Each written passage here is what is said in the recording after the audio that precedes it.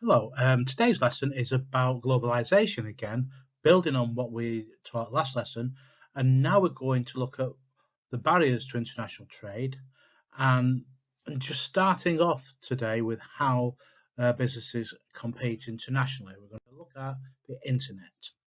So, first of all, a quick knowledge recall. I want you to match the methods of adding value to the definition. So have a pause the screen and have a go at the answers, please. So if we look at the definitions, the ability to buy products and services when you want, that is convenience, C. So whether that is buying products online through when you're buying an Amazon product, or simply the local corner shop, which is very close to you, to buy products, or when the local supermarket opens 24 hours a day. What makes a product attractive and appealing to customers? That's the design. Apple are very famous for their design of their product as the main way of they adding value. The next one, the logo or the name of the business which helps it to be trusted, is the brand name. Businesses spend a fortune on advertising the brand name, whether it's Nike, McDonald's with the golden arches.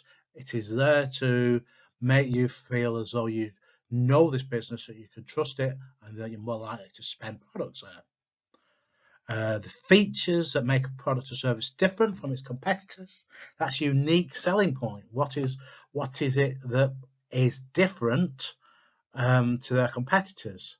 Whether it's the quality of service, whether it's the price, whether it's the quality. So the unique selling point can cover all of the rest of the definitions. And then quality, the final one, product or service is reliable and meets customer needs. That is quality.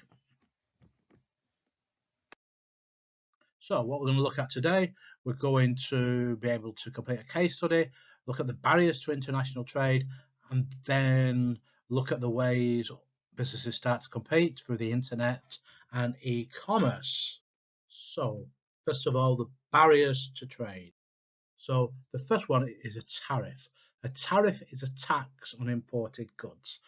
So the way to remember it is T, tariff, and T, tax. The aim is to reduce the amount of goods from abroad that customers buy, so that domestic businesses and jobs are protected. So the idea is country B there is selling goods to country A, and then what they do is that it may cost them, they may be selling the product for £10, but they put a 20% tariff on it. So instead of the price of the goods now being £10 or $10, it then increases to $12. So that good from country B becomes more expensive to sell in country A. At the moment, there's a bit of a trade war between China and America, where America and China are putting tariffs on goods from the different countries to try and prevent people from buying, if you're American, from buying Chinese goods, and if you're Chinese, buying American goods. Also, I've got a trading bloc. Now, this is an agreement between a set of countries to trade freely, which means there's no tariffs and there's no restriction on trade between these countries. The biggest trading bloc that you should be aware of is the European Union. So there's currently 28 countries in the European Union, and they trade with each other freely. Now, United Kingdom have made a decision to leave the European Union.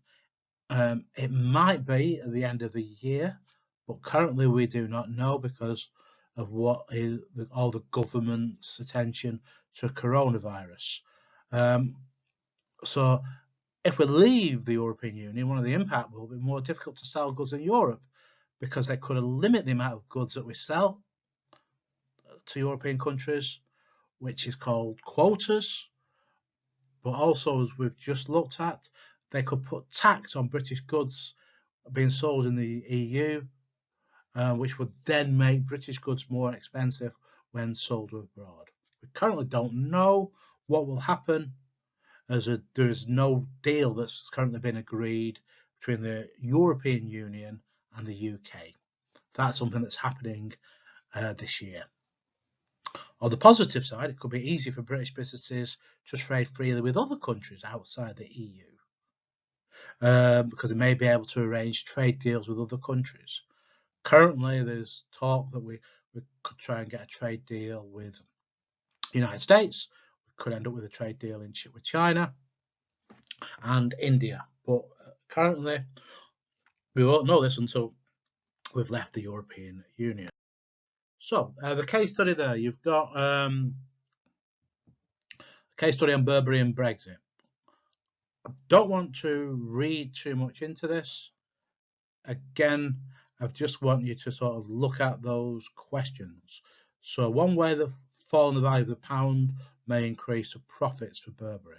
So the key word there is fall in value of the pound, and how will that lead to an increase in profits? So give me a reason. What happens to the potentially to the price of British goods when they're sold abroad, when the value of the pound falls? And then on the other side of the argument, if the Chinese government places a 20% tariff, what will be the impact on that? So goods becoming more expensive, British goods become more expensive in China, what will be the impact? Again, an impact, and then 2 sentences. And then you've got your 6-mark question. Analyse one benefit to Burberry of targeting China as a market for its products. Using the case, using the information, what are the benefits for Burberry of operating in China? I'll leave that with you. Again, 6 sentences. Methods to compete internationally. On the face of it, it makes it easier if people are buying products on the internet and e-commerce to actually sell abroad, but it's not as easy as that, and that's what I've tried to put across in this case study. You're selling your products abroad. You've got to spend money on your website to make sure it can attract different audiences. That may include having different languages on the website. You may have to adapt your product to meet different needs of customers in different markets, which again will be expensive. You may have very, very little brand awareness, because who's going to know about a small British business in Mexico? So you've got to spend money on advertising to create that awareness. You may have to spend money on internet search engines, so that when people do a search, that your business comes at the front of that search. All this is very expensive. So it's not as simple as you create an internet presence and it's called the World Wide Web, that you can sell your products abroad. There's lots of challenges that are faced, not least of all the fact that how you're going to deliver the goods to the customer, and how expensive will that be. So you've got your question, classic 6-mark question. Explain how Boohoo could overcome one problem they face by selling their products abroad. So that one product could be taste. That one product could be about creating awareness. It could be about the languages on the website. What could they do? Again, so it's an argument, 1 argument, 6 sentences. And if you're struggling, 2 arguments, 3 sentences.